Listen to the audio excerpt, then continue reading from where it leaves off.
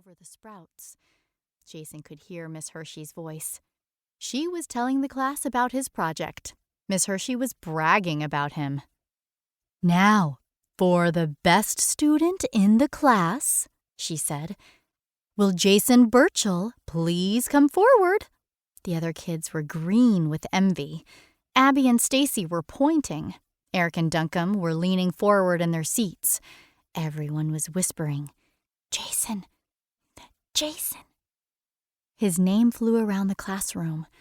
Jason stood up and went to Miss Hershey's desk. All eyes were on him. The teacher held up a shiny gold trophy. "First place." "Wow," said the kids. Jason held up his green carpet square and the super sprouts.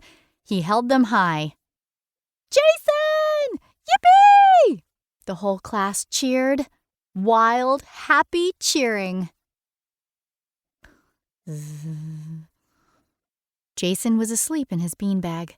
The phone rang. Jason jumped. His mother called to him. "It's your friend, Eric." Jason rubbed his eyes. He pulled himself out of the beanbag. "I'm coming," he mumbled. He shuffled down the hallway. His mother held out the phone. "Hello," Jason said. "Hi," Eric said. "You know that sprout project of yours?" Jason yawned. "Uh-huh." "Well, don't plan on winning first place." Eric sounded too sure of himself. "Why not?" Jason asked. "Because there's no chance," Eric replied. "No chance you'll get first place." Jason took off his glasses. He stared at them. "That's what you think," he said, and hung up the phone. The next day was Tuesday. Eric was absent from school. He never missed. Jason felt jumpy. He got that way when he didn't take his pills. Being an ADD kid was hard, but the pills helped him think about his work. Today was different. He'd taken his pills at breakfast, but he was still jumpy. Jason jittered. He twittered. Something kept zipping around in his brain. He worried all through math and history, through recess and lunch. Eric Hagel was never sick. Why had he stayed home? During afternoon recess, Duncombe shot baskets with Jason. "Stop worrying," Duncombe said. "Eric's probably just sick." "How do you know?" Jason asked. Duncombe shrugged. "I don't." Jason told him about Eric's sneaky smile. Then he told him about Eric's phone call.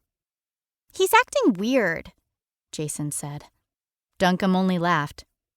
"Eric wouldn't stay home to do a science project. No way." Jason dribbled the ball. He aimed, shot, and missed. "Well, I think something's up." Duncombe's turn. He shot and made it. "You'll see. There's probably nothing to worry about." The bell rang. Jason raced into the school building. Maybe Duncombe is right, he thought. Maybe there isn't anything to worry about. He went to his desk and opened his math book. But Jason couldn't get Eric's sly smile out of his mind. "Jason," Miss Hershey called. "Please come to the board." Jason went. He tried not to look at Eric's empty desk. Why had Eric stayed home? What was really going on? 3.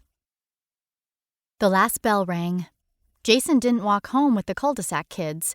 He ran straight to Eric's house, right up to his front porch. Eric's grandpa was sitting in a wicker chair. "Hello, Jason," Mr. Hagel said. "How are you today?" Jason asked. The old man chuckled. "Not too bad for my age." Jason wondered, should I ask about Eric? Mr. Hagel peered over his newspaper. "If you're looking for Eric, he's upstairs in bed." Jason remembered what Duncombe had said. Is Eric too sick for company?" he asked. "My goodness, no." Mr. Hagel waved his hand. "Go wake him."